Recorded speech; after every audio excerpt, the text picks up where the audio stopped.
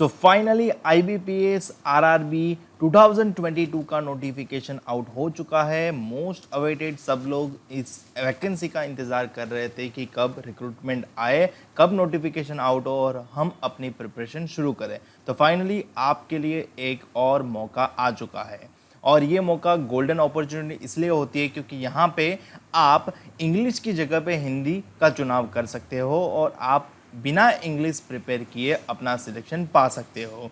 तो IBPS RRB यानी regional rural banks के लिए एक common recruitment process for the recruitment of officer scale 1, 2, 3 and office assistant multipurpose in regional rural bank, जिसको बोलते हैं ग्रामीण बैंक्स। तो इसका ये नोटिफिकेशन है और हम जानेंगे इसके अंदर की पूरी जानकारी, जैसे कितनी वैकेंसी है, कौन कौन से में वैकेंसी है और इसका एलिजिबिलिटी क्राइटेरिया क्या है, एज लिमिट क्या है, क्वालिफिकेशन क्या है, सिलेक्शन प्रोसीजर क्या है, एग्जाम पैटर्न क्या है, फीस कितना रहेगा, अप्लाई कब होगा, एग्जाम कब रहेगा, पूरी जानकारी आपको इसी वीडियो में मिलेगी। तो बने रहिए इस वीडियो के साथ और वीडियो को अंत तक पूरा देखेगा पूरी जानकारी के लिए। तो चलिए शुरू करते हैं। अब यहाँ पे दो तरीके की पोस्ट है, एक होती है ग्रुप ए ऑफिसर लेवल की पोस्ट जिसको बोलते हैं स्केल 1, 2 एंड 3 और दूसरी होती है ग्रुप बी जो क्लरिकल की पोस्ट होती है ऑफिस असिस्टेंट जिसको बोलते हैं मल्टीपर्पज।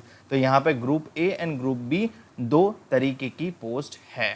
तो चले आगे बढ़ते हैं और जानते हैं कि पार्टिसिपेटिंग आरआरबीज कितनी है, यानी कौन कौन सी बैंक यहाँ पे पार्टिसिपेट कर रही है। तो जनरली यहाँ पे ग्रामीण बैंक पार्टिसिपेट करते हैं, यानी आप यहाँ पे नेम ऑफ द आरआरबी इस कॉलम में देख सकते हो और आप अब उनका हेड ऑफिस कहाँ है और वो कौन से स्टेट से बिलोंग करती है। यानी ये नोटिफिकेशन, ये रिक्रूटमेंट यहाँ पे जो आप अप्लाई करोगे वो स्टेट वाइज रहेगा, चाहे वो ऑफिसर के लिए हो चाहे वो असिस्टेंट के लिए हो। तो आप दोनों के लिए अप्लाई करोगे तो अपने स्टेट में ही अप्लाई कर पाओगे या फिर अन्य जो भी आप स्टेट के लिए अप्लाई करना चाहते हो उस स्टेट के लिए अप्लाई कर पाओगे। बट यहाँ पे एक चीज़ ध्यान रखना कि आपको लोकल लैंग्वेज आनी चाहिए। तो डिज़ायर्ड लोकल लैंग्वेज आपको दी गई है जो आपको आनी चाहिए उस स्टेट के अकॉर्डिंग। जैसे कि यहाँ पे आंध्र प्रदेश की ये बैंक है, हेडक्वार्टर यहाँ पे है, तेलंगाना यहाँ पे है, तो आपको तेलुगु लैंग्वेज आनी चाहिए। उस प्रकार से आप अपने स्टेट की देख सकते हो। जैसे यहाँ पे आपको 7 नंबर पे दिख रहा है बैंक ऑफ बड़ौदा गुजरात ग्रामीण बैंक जो वडोदरा में स्थित है, गुजरात है और गुजराती लैंग्वेज आनी चाहिए। तो उस प्रकार से आप जिस स्टेट के लिए अप्लाई करोगे उस स्टेट का आपको लोकल लैंग्वेज आनी चाहिए। तो ये है पार्टिसिपेटिंग बैंक। आप वीडियो पॉज करके अपने स्टेट की पार्टिसिपेटिंग बैंक ढूंढ सकते हो, चेक कर सकते हो कि आपके स्टेट में कौन कौन सी है। अब बात कर लेते हैं टोटल वैकेंसी के बारे में। तो टोटल वैकेंसी 8615 के तकरीबन हो रही है, जहां पे अगर आप देखेंगे तो ऑफिस असिस्टेंट यानी क्लरिकल की पोस्ट के लिए 4483 वैकेंसी है। ऑफिसर स्केल 1 यानी पीओ की पोस्ट के लिए यहाँ पे इसका डेजिग्नेशन होता है असिस्टेंट मैनेजर, ठीक है, इसके लिए 3189 वैकेंसी है। और ऑफिसर स्केल 2 के लिए स्केल 2 में दो पार्टीशन हो जाते हैं, एक होता है स्पेशलिस्ट ऑफिसर और दूसरा होता है जनरल बैंकिंग ऑफिसर। तो जनरल बैंकिंग ऑफिसर के लिए 745 है और स्पेशलिस्ट ऑफिसर में एग्रीकल्चर वालों के लिए 12, मार्केटिंग वालों के लिए 6, ट्रेजरी मैनेजर के लिए 10, लॉ के लिए 18, सीए कॉस्ट अकाउंटेंट के लिए 19 और आईटी के लिए 57 वैकेंसीज है। और ऑफिसर स्केल 3 जो मैनेजर बोला जाता है उसके लिए, सीनियर मैनेजर बोला जाएगा, उसके लिए 76 वैकेंसी है। सो अगर आप अपने स्टेट वाइज वैकेंसी देखना चाहते हो तो आप यहाँ डिस्प्ले पे देख पा रहे होंगे। यहाँ पे आंध्र प्रदेश स्टेट में 3 बैंक है और क्लरिकल की पोस्ट के लिए यहाँ पे टोटल वैकेंसी बैंक वाइज आपको देखने को मिल सकती है और कैटेगरी वाइज भी आप देख सकते हो। उसी प्रकार से यहाँ पे अगर आप गुजरात में देखोगे तो गुजरात में 2 बैंक है और जिनमें से एक बैंक के लिए एनआर लिखा गया है। एनआर का मतलब है नॉट रिपोर्टेड, यानी वो बैंक आपको फ्यूचर में अगर वैकेंसी रिपोर्ट करती है तो आपकी वैकेंसी बढ़ जाएगी। तो आप इसका ध्यान रखें। तो वैकेंसी कम नहीं होगी, वैकेंसी आपकी बढ़ेगी ही बढ़ेगी। तो एनआर जहाँ जहाँ लिखा है वो नॉट रिपोर्टेड है। तो ये है मल्टीपर्पज़ की वैकेंसी। अगर आप देखोगे अपने स्टेट वाइज, मैं स्क्रॉल डाउन कर रहा हूँ, आप वीडियो पॉज करके या फिर स्क्रीनशॉट लेके भी अपने स्टेट की वैकेंसी चेक कर सकते हैं। और अगर आप ये नोटिफिकेशन देखना चाहते हैं तो आपको नोटिफिकेशन की लिंक मैं आपको डिस्क्रिप्शन में दे दूंगा। ये है ऑफिसर स्केल 1 की वैकेंसी। आप स्टेट वाइज, बैंक वाइज देख पा रहे होंगे, कैटेगरी वाइज देख पा रहे होंगे। आपको वीडियो पॉज करने की सलाह दूंगा क्योंकि वीडियो पॉज करोगे तो आप देख पाओगे, क्योंकि मैं अगर उतना करूँगा तो टाइम लेंथ बढ़ता ही जाएगा। ये है जनरल बैंकिंग एग्रीकल्चर ऑफिसर की वैकेंसी। उस प्रकार से यहाँ पे आपको मार्केटिंग ऑफिसर की वैकेंसी मिल जाएगी। उस प्रकार से आप देख पा रहे होंगे ट्रेजरी मैनेजर की वैकेंसी मिल जाएगी, ये लॉ ऑफिसर की वैकेंसी मिल जाएगी, कॉस्ट अकाउंटेंट की वैकेंसी दिख जाएगी, आईटी ऑफिसर की वैकेंसी दिख जाएगी, और यहाँ पे जनरल बैंकिंग ऑफिसर जीबीओ की वैकेंसी दिख जाएगी, और यहाँ पे स्केल 3 यानी सीनियर मैनेजर की वैकेंसी दिख जाएगी। NR stand for not reported, यहाँ पे मैंने आपको डिस्प्ले कर दिया। तो टोटल कुल मिलाकर 8615 वैकेंसी बनती है, और जो बढ़ने की संभावना है तो उससे ज़्यादा ही होगी। अब बात कर लेते हैं सबसे पहले एलिजिबिलिटी क्राइटेरिया की। तो एलिजिबिलिटी यानी एज लिमिट में सबसे पहले आपको मैं बता देता हूं, तो एज लिमिट आपकी 1 जून 2022 के अकॉर्डिंग काउंट करनी है। अब देखो, एक दिन भी कम होगा नहीं चलेगा, एक दिन भी ज़्यादा होगा नहीं चलेगा, तो 1/6/2022 के अकॉर्डिंग आपको एज लिमिट कैलकुलेट करनी है। सबसे पहले हम फ्रेशर्स वालों की पोस्ट के लिए चले जाते हैं। ऑफिस असिस्टेंट यानी क्लरिकल पोस्ट के लिए आपकी एज लिमिट मिनिमम 18 साल मैक्सिमम 28 साल होनी चाहिए। यानी अगर बर्थ डेट में बात करूँ तो कैंडिडेट 2/6/1994 के बाद बॉर्न हुआ होना चाहिए, या फिर इस डेट पे बॉर्न हुआ होगा तो भी चलेगा। बट अगर कैंडिडेट 1/6/1994 या फिर इससे पहले बॉर्न हुआ है तो नहीं चलेगा। 2/6/1994 को या फिर उसके बाद ही बॉर्न हुआ होना चाहिए। सेम फॉर 1/6/2004, यानी कैंडिडेट इस डेट पे बॉर्न हुआ होगा तो भी चलेगा, या फिर इससे पहले और इसके बाद में। अगर 2/6/2004 है तो भी नहीं चलेगा, और उसके बाद वाला भी नहीं चलेगा। यहाँ पे कोई भी कॉम्प्रोमाइज़ नहीं होगा। उसी प्रकार से ऑफिसर स्केल 1 यानी असिस्टेंट मैनेजर की पोस्ट के लिए अगर आप देखोगे तो मिनिमम 18 साल है, मैक्सिमम 30 इयर्स है, यानी आपकी यहाँ पे age date of birth wise भी चेकआउट कर सकते हो। तो क्लरिकल के लिए मैक्सिमम एज लिमिट 28 साल, पीओ के लिए maximum age limit 30 years. Officer scale 2 manager की पोस्ट के लिए 21 साल से लेकर 32 साल, और ऑफिसर स्केल 3 सीनियर मैनेजर की पोस्ट के लिए 21 साल से लेकर 40 साल तक आपको एज लिमिट का गैप रहेगा। तो ये है एज का एलिजिबिलिटी क्राइटेरिया। यहाँ पे कोई भी बार्गेनिंग नहीं चलेगा। जी हाँ, यहाँ पे एज रिलैक्सेशन मिलेगा उनको जो कम्युनिटी में आते हैं। वो किस प्रकार से होगा? वो इस प्रकार से होगा, जैसे कि जो SC ST कैंडिडेट्स हैं उनके लिए 5 साल का एज रिलैक्सेशन, यानी जो उनकी अपर एज लिमिट है उससे वो 5 साल ज़्यादा तक अप्लाई कर पाएंगे। यानी अगर क्लरिकल की पोस्ट के लिए देखें तो मैक्सिमम एज लिमिट 28 है, बट 28 + 5 डालेंगे तो कितना हो जाएगा? हो जाएगा 33 साल। यानी वो क्लरिकल की पोस्ट के लिए 33 साल तक आवेदन दे सकते हैं। कौन? SC ST candidate. उसी प्रकार से PO की पोस्ट के लिए वो 35 साल तक अप्लाई कर सकते हैं, और उसी प्रकार से आप काउंटिंग कर सकते हो। OBC अदर बैकवर्ड क्लास के लिए 3 साल का एज रिलैक्सेशन है। पर्सन विद डिसेबिलिटी जिनको दिव्यांगजन बोलते हैं उनके लिए 10 साल का एज रिलैक्सेशन है। एक्स सर्विसमैन के लिए यहाँ पे लिखा गया है उस क्राइटेरिया के अकॉर्डिंग रिलैक्सेशन मिलेगा, और दूसरे एक्स सर्विसमैन में काफ़ी सारे क्राइटेरिया होते हैं, तो उस प्रकार से आप अपने हिसाब से देख लीजिएगा। जो मोस्ट कॉमन क्राइटेरिया है वो मैंने आपको एक्सप्लेन कर दिया। ठीक है, तो इन शॉर्ट SC ST को 5 साल का रिलैक्सेशन, OBC को 3 साल का, और PWD को 10 साल का। EWS और जनरल कैटेगरी वालों के लिए कोई रिलैक्सेशन नहीं है। यहाँ पे लिख दिया गया है maximum age limit specified above is applicable for general category and EWS category candidates only. तो यहाँ पे आपको दिख जाएगा। नेक्स्ट है एजुकेशन क्वालिफिकेशन के बारे में बात कर लेते हैं। तो देखो, ऑफिस असिस्टेंट यानी क्लरिकल की पोस्ट के लिए और ऑफिस स्केल 1 यानी असिस्टेंट मैनेजर यानी PO लेवल की पोस्ट के लिए कोई एक्सपीरियंस नहीं है, यानी आप फ्रेशर्स हो, अप्लाई कर सकते हो। एजुकेशनल क्वालिफिकेशन आपको चाहिए रहेगा bachelors degree in any discipline from a recognised university और इट्स इक्विवेलेंट, यानी आपके पास बैचलर डिग्री होनी चाहिए कोई भी रिकॉग्नाइज्ड यूनिवर्सिटी से। ठीक है, फर्जी यूनिवर्सिटी से नहीं होनी चाहिए। घर से प्रिंट कर दिया ऐसा नहीं चलेगा।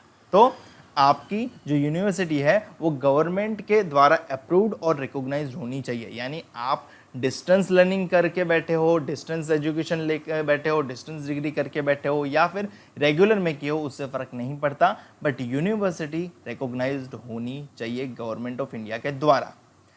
फिर आपके पास प्रोफिशिएंसी भी होनी चाहिए लोकल लैंग्वेज की, यानी आप गुजरात से अप्लाई कर रहे हो और आपको गुजराती ही नहीं आती तो आपको सिलेक्ट होने के बावजूद भी डी सिलेक्ट किया जा सकता है, यानी आपको जॉब नहीं मिल पाएगी, ऐसा हो सकता है। तो आप ये चीज़ ध्यान रखें, उसी स्टेट से आवेदन करें जिस स्टेट की लोकल लैंग्वेज आपको आती है। लोकल लैंग्वेज मैंने आपको इनिशियल में ही दिखा दी कि कौन कौन सी बैंक की कौन कौन से स्टेट की प्रेफरेबल लोकल लैंग्वेज क्या है। और डिज़ायरेबल लिखा है, मतलब ये होना चाहिए, ज़रूरी नहीं कि ये हो, यानी ये आप इग्नोर कर सकते हो। वर्किंग नॉलेज ऑफ कंप्यूटर, तो कंप्यूटर का नॉलेज हो नहीं हो, अगर होगा तो अच्छी बात है, नहीं होगा तो ऐसा नहीं है कि आपको निकाल दिया जाएगा। तो आपको दो चीज़ मैंडेटरी है, एक तो आपके पास बैचलर्स डिग्री होनी चाहिए और आपके पास प्रोफिशिएंसी होनी चाहिए, यानी आप वो स्टेट की लोकल लैंग्वेज में बोल सकते होने चाहिए, लिख सकते होने चाहिए, पढ़ सकते होने चाहिए और सुन सकते यानी समझ सकते होने चाहिए। तो ये 4 क्वालिटी आप में होनी चाहिए। सेम फॉर ऑफिसर स्केल 1 के लिए भी क्राइटेरिया है, यानी bachelors degree in any discipline from a recognised university और इट्स इक्विवेलेंट, यानी इसकी इक्विवेलेंट, यानी ये और इट्स इक्विवेलेंट लिखा है, यानी अगर आपके पास बैचलर्स डिग्री नहीं है और कोई डिग्री है बट वो समकक्ष आती है, इक्विवेलेंट आती है बैचलर्स डिग्री के, और गवर्नमेंट उसको अप्रूव करता है, रिकॉग्नाइज करता है, तो भी आप इसके लिए आवेदन दे सकते हो। ठीक है, प्रेफरेंस यहाँ पे दिया जाएगा, ये जो मेंशन की गई उन डिग्रियों को ये प्रेफरेंस दिया जाएगा। इसका मतलब ये नहीं कि उनको सिलेक्ट किया जाएगा, उनको प्रेफरेंस दिया जाएगा। ठीक है, अगर आप मार्क्स लाओगे, आप मेरिट में आगे रहोगे तो आप ही को सिलेक्ट किया जाएगा, भले ही आपके पास ये डिग्री हो या ना हो। तो ये चीज़ ध्यान में आ गई। तो ऑफिस असिस्टेंट क्लरिकल के पोस्ट के लिए आपको एज लिमिट है 18 से लेकर 28 साल और आपके पास बैचलर्स डिग्री होनी चाहिए। और ऑफिसर स्केल 1 यानी असिस्टेंट मैनेजर की पोस्ट के लिए आपके एज लिमिट है 18 से लेकर 30 साल और आपके पास बैचलर्स डिग्री होनी चाहिए। यहाँ पे कोई भी परसेंटेज क्राइटेरिया नहीं है, तो आपको कोई भी मिनिमम परसेंटेज क्राइटेरिया फॉलो नहीं करना है, यानी आप ग्रेजुएट होने चाहिए, बस उतना ही है।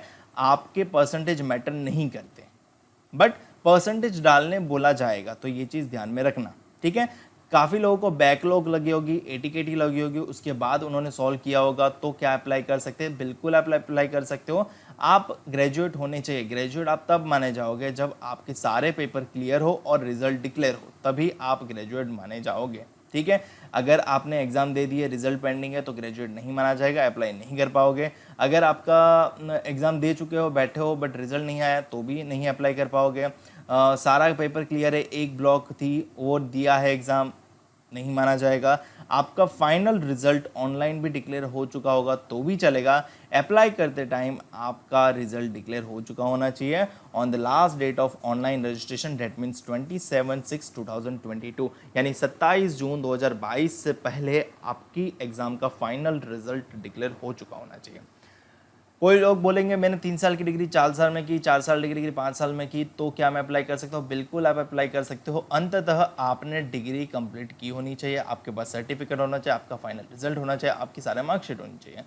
उससे फ़र्क नहीं पड़ता कि आप फर्स्ट क्लास है, सेकंड क्लास है, पास क्लास है, डजेंट मैटर। आपके पास बैचलर्स डिग्री होनी चाहिए, एज लिमिट फॉलो करो, सिलेक्शन एग्जाम में मार्क्स ले आओ, मेरिट में आ जाओ और सिलेक्शन ले लो। सिंपल रूल है।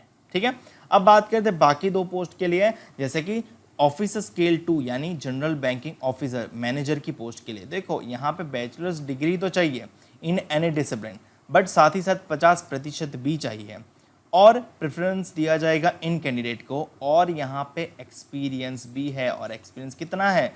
2 साल का age an officer in any bank और फाइनेंशियल इंस्टीट्यूशन।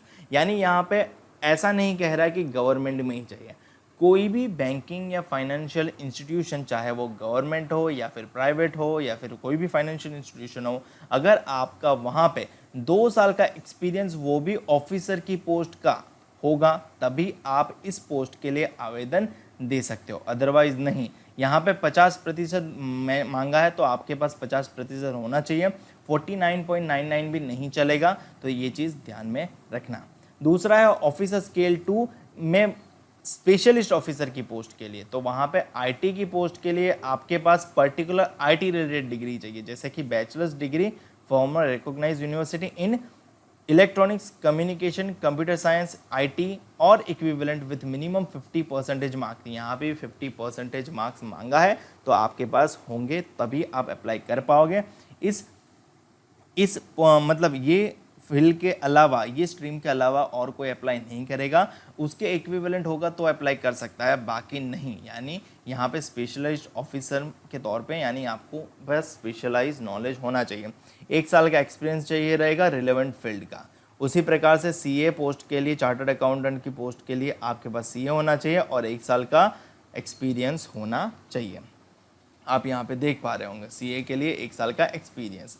लॉ ऑफिसर के लिए लॉ की डिग्री चाहिए रहेगी 50% मार्क्स के लिए, मार्क्स के साथ सीए में कोई मिनिमम परसेंटेज क्राइटेरिया नहीं है। यहाँ पे लॉ ऑफिसर में 2 साल का क्राइटेरिया है, 2 साल का आपका एडवोकेट और should have work as a law officer in banks और financial institution for a period of not less than 2 years, यानी आपके पास मिनिमम 2 साल का तो एक्सपीरियंस होना ही चाहिए। ट्रेजरी मैनेजर के लिए चेक करोगे तो चार्टर अकाउंटेंट चाहिए या फिर एमबीए इन फाइनेंस चाहिए from a recognised university, percentage का कोई क्राइटेरिया नहीं है, एक्सपीरियंस 1 साल का रिलेवेंट फील्ड में।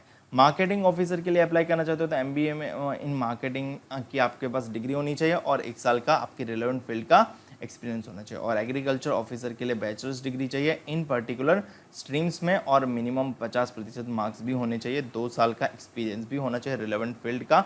तो आप देख सकते हो कि ये दोनों पोस्ट के लिए, जो पहले 2 पोस्ट है ना, क्लर्क और पीओ असिस्टेंट मैनेजर, उन दोनों के लिए कोई भी अप्लाई कर सकता है, एनी ग्रेजुएट नो एक्सपीरियंस, यानी फ्रेशर्स जो आज ही ग्रेजुएट हुआ होगा ना वो भी अप्लाई कर पाएगा। बट ये पोस्ट के लिए आपको एक्सपीरियंस चाहिए और रिलेवेंट फील्ड का एजुकेशन भी चाहिए, एजुकेशन बैकग्राउंड भी चाहिए, तभी आप अप्लाई कर सकते हो। स्केल 3 सीनियर मैनेजर के लिए बैचलर्स डिग्री चाहिए, मिनिमम 50% मार्क चाहिए और जो आपको बोला गया है प्रेफरेंस विल भी वो होगा तो चलेगा, अदरवाइज ये और ये एक्सपीरियंस 5 साल का एक्सपीरियंस होना चाहिए ऑफिसर के तौर पे बैंक और एनी फाइनेंशियल इंस्टीट्यूशन का, अगर ये होगा तभी आप अप्लाई कर पाते हो। अब एक चीज़ कान खोल के सुन लो, यहाँ पे कोई बार्गेनिंग नहीं चलेगा। अगर आपका 27/6/2022 से पहले रिजल्ट नहीं आया, आप अप्लाई नहीं कर सकते, फाइनल ईयर वाले अप्लाई नहीं कर सकते।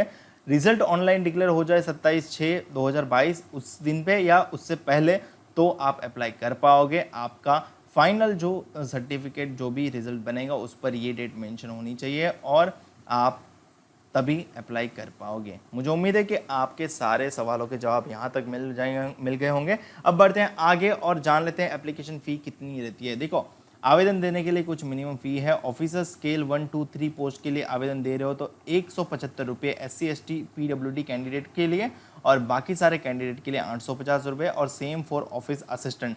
आप दोनों के लिए आवेदन कर सकते हो, officer scale 1 and office assistant. ठीक है, ध्यान रहे क्लरिकल पोस्ट है ये और ये ऑफिसर स्केल 1 पोस्ट है, यानी असिस्टेंट मैनेजर की पोस्ट है। दोनों पोस्ट के लिए आप आवेदन कर सकते हो अगर आप एलिजिबल हो तो।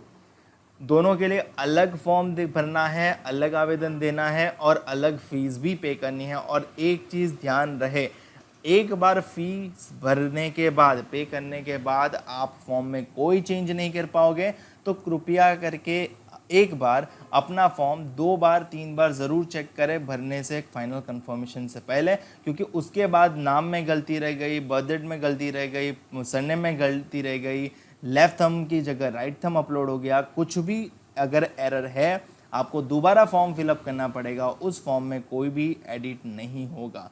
तो आपको फॉर्म भरते समय ये चीज़ ज़रूर से ध्यान रखें। और अगर आपको कोई भी हेल्प चाहिए तो आप मेरे इंस्टाग्राम पेज को ज़रूर फॉलो कर लीजिए, IBPS_गुरुजी पेज की आईडी है, और मुझे डायरेक्ट इंस्टाग्राम पे DM कर दीजिए कि सर ये एरर आ रही है, वो एरर आ रही है, सर क्या करूं। आप मुझे कोई भी क्वेरीज अपनी मुझे इंस्टाग्राम पे कर दोगे, मैं आपको पूरी क्वेरीज रिजॉल्व करने की कोशिश पूरी करूँगा। ठीक है, तो आपको ये एप्लीकेशन फ़ी है।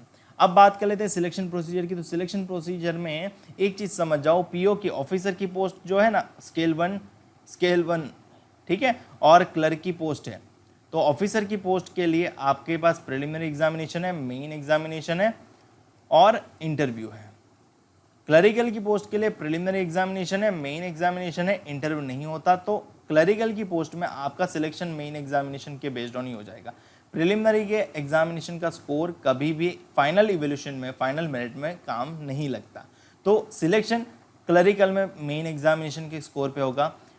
बट पीओ यानी असिस्टेंट मैनेजर की पोस्ट में, ऑफिसर स्केल 1 की पोस्ट में आपका मेन एग्जामिनेशन का स्कोर प्लस इंटरव्यू का स्कोर एडअप किया जाएगा। प्रिलिमिनरी एग्जामिनेशन क्लियर करोगे तो ही मेन एग्जामिनेशन में जाओगे और मेन एग्जामिनेशन क्लियर करोगे तो ही इंटरव्यू में जाओगे। क्लरिकल के लिए इंटरव्यू नहीं है तो मेन एग्जामिनेशन के बाद उनका डायरेक्ट रिजल्ट आएगा। यहाँ आप प्रिलिमिनरी एग्जामिनेशन की एग्जाम पैटर्न देख सकते हो फॉर ऑफिस असिस्टेंट पोस्ट के लिए, ऑफिस असिस्टेंट पोस्ट के लिए और ऑफिस स्केल 1 पोस्ट के लिए।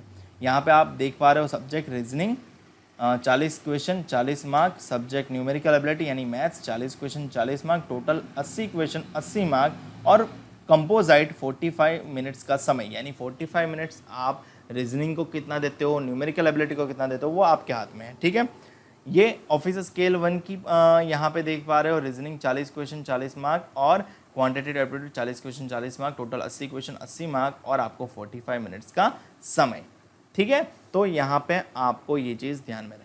और exam of medium of exam क्या रहेगा, तो इंग्लिश हिंदी में तो आपको पेपर मिलेगा ही मिलेगा, साथ ही साथ आपने जिस स्टेट के लिए अप्लाई किया होगा उस स्टेट की लोकल लैंग्वेज में भी पेपर रहेगा, तो आपको ये भी फ़ायदा रहेगा। तो आप अपने स्टेट की लोकल लैंग्वेज में भी पेपर देख सकते हो और सॉल्व कर सकते हो।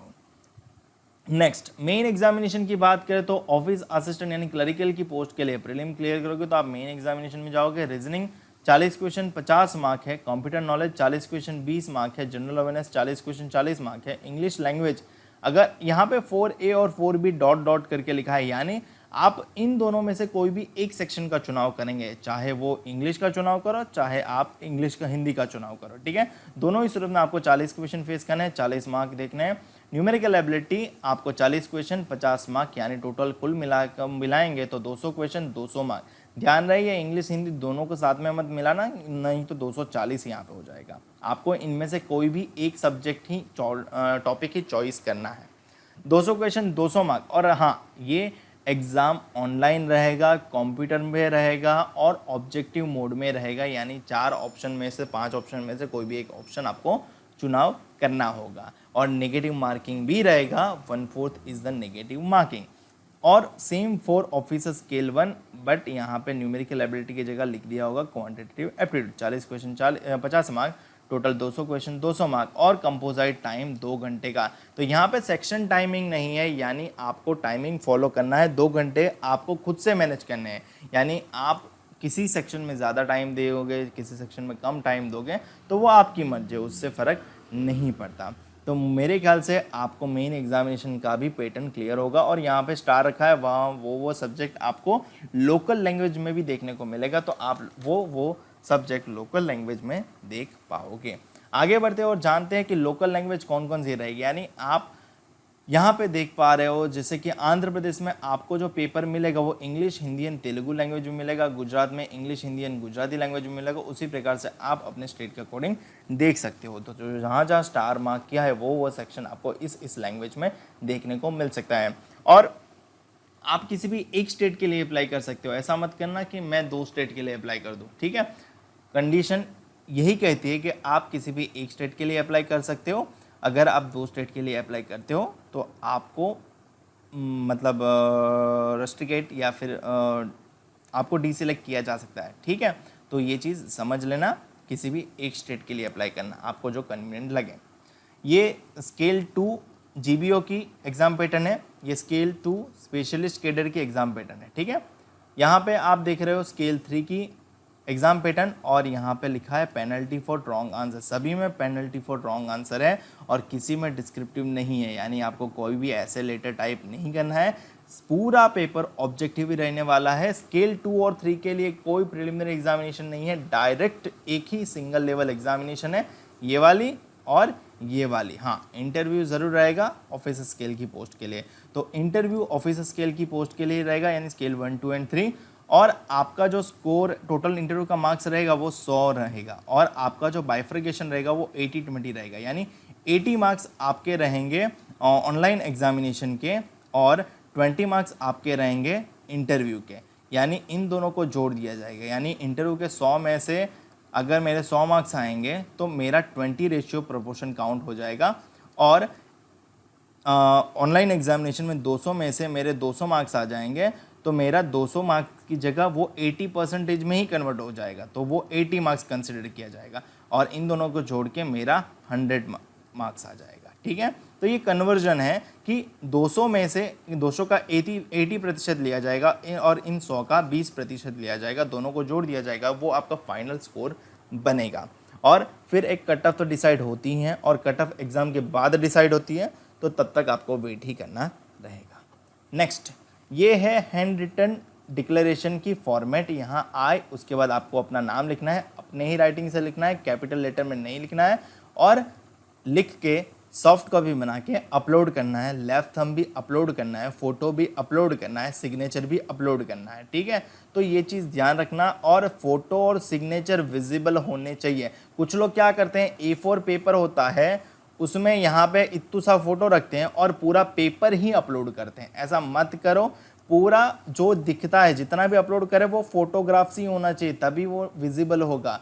कुछ लोग यहाँ ऐसे में ही इत्तू में साइन करते हैं और वो पूरा पेपर अपलोड कर देते हैं, क्योंकि पूरा स्कैन किया होता है। ऐसा मत करो, एडजस्ट करो, क्रॉप करो और फोटो को ही अपलोड करो, सिग्नेचर को ही अपलोड करो, हैंड रिटन डिक्लेरेशन को ही अपलोड करो और लेफ्ट थंब इम्प्रेशन को ही अपलोड करो। और ध्यान रहे, लेफ्ट थंब इम्प्रेशन ये लोग मांगते हैं, राइट थंब नहीं मांगते। लेफ्ट थंब चला, बट लेफ्ट थंब याद रखना, ठीक है। नेक्स्ट, अब बात करते हैं टेंटेटिव शेड्यूल क्या रहेगा। तो ऑनलाइन रजिस्ट्रेशन 7 जून से स्टार्ट हो जाएगा, 27 जून तक होता रहेगा, यानी फाइनल डेट है अप्लाई करने की 27 जून। इस बार केवल 20 दिन का समय दिया गया है, तो 27 जून से पहले आवेदन ज़रूर दे दें। पहले 1-2 दिन रुक जाए, क्या प्रॉब्लम आ रही है वो चीज़ ध्यान दे दें, और कुछ लोगों के वीडियो दे देंगे, देख लें। जैसे कि मैं कल को या परसों आपके लिए वीडियो बना दूंगा कि कैसे रजिस्ट्रेशन करना है पूरा, तो आप वहां से सीख जाओगे कैसे रजिस्ट्रेशन करना है। पेमेंट फ़ी ऑनलाइन ही करनी है, 27/6 से पहले पेमेंट फ़ी कर देनी है। प्री एग्ज़ाम ट्रेनिंग जिनकी होगी वो इस डेट पे होगी। आपका कॉल लेटर इस मंथ में मिल जाएगा। ऑनलाइन एग्जामिनेशन अगस्त 2022 में होगी, डेट अभी बताई नहीं गई है। रिजल्ट आपका सितंबर में डिक्लेयर होगा। मेन एग्जामिनेशन आपका सितंबर-अक्टूबर 2022 में होगा, और आपका जो इंटरव्यू रहेगा वो अक्टूबर-नवंबर 2022 में रहेगा, और आपका फाइनल चयन, फाइनल रिजल्ट, प्रोविजनल अलॉटमेंट जो मिलेगा वो जनवरी 2023 में मिल जाएगा। यानी आप ऐसा मान सकते हो कि जनवरी 2023 में, सॉरी 23 में, मैंने गलती से 22 बोल दिया, जनवरी 2023 में आपका ये पता चल जाएगा कि आपको गवर्नमेंट जॉब मिल रहा कि नहीं मिला, ठीक है। आपका प्लेस ऑफ पोस्टिंग या फिर बैंक मिल जाएगी, कौन सी बैंक आपको अलॉट हुई। बाकी आपको रिपोर्ट करना उसके बाद बैंक के द्वारा होगा, तो उसके अकॉर्डिंग आपका चलता रहेगा। मुझे उम्मीद है कि पूरे वीडियो में आपको IBPS RRB officer scale 1, 2, 3 and multipurpose की नोटिफिकेशन रिलेटेड पूरी जानकारी मिल गई होगी। अगर इसके अलावा भी आपको कोई इन्फॉर्मेशन, कोई डाउट आपको रहता है तो आप मुझे कमेंट सेक्शन में पूछ सकते हो, और ऐसे ही और वीडियोस के लिए मुझे फॉलो कर सकते हो, मेरी चैनल को सब्सक्राइब कर सकते हो, क्योंकि मैं आपके लिए ऐसे ही वीडियो बनाता रहता हूँ। मिलते हैं अगले वीडियो में।